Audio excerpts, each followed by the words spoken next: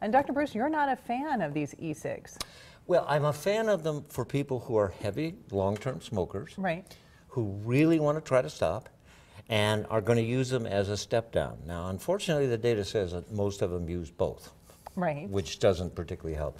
But if they really use them, it doesn't have the lung effect, and that's the great part. Sure.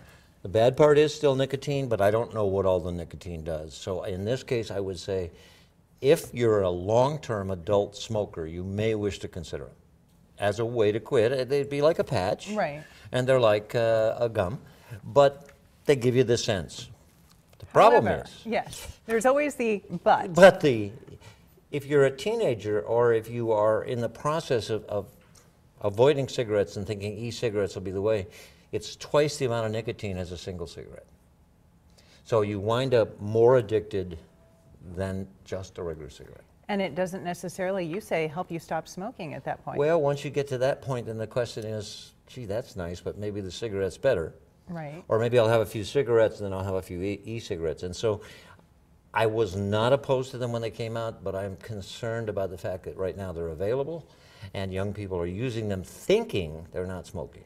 And we were talking before the show, you said that young people are starting to smoke or just starting to use these earlier because they don't have the lung effect. And they don't smell. Right. And so they can hide them in their bedroom and they can do all the things. And they, you know, there's a sense, I mean, Bogart's a good example of how you look cool with a cigarette. Sure. But the point is, it's not cool. And in this case, addiction is not cool. And nicotine is probably one of the most addictive things we know of. So if you get started on e-cigarettes, how do you stop and not use cigarettes? Right. And that's the problem.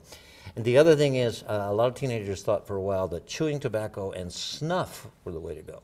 And if anybody's been watching, two of the most famous football player and baseball player have just gotten severe cancer. One has already died, another is having, and this is a severe surgery. They take off all your jaw, they put a hole in your throat, and it's a horrible death. And yeah, you don't get lung disease, but your mouth cancer is probably worse in the long run. So really, alternatives, obviously never starting.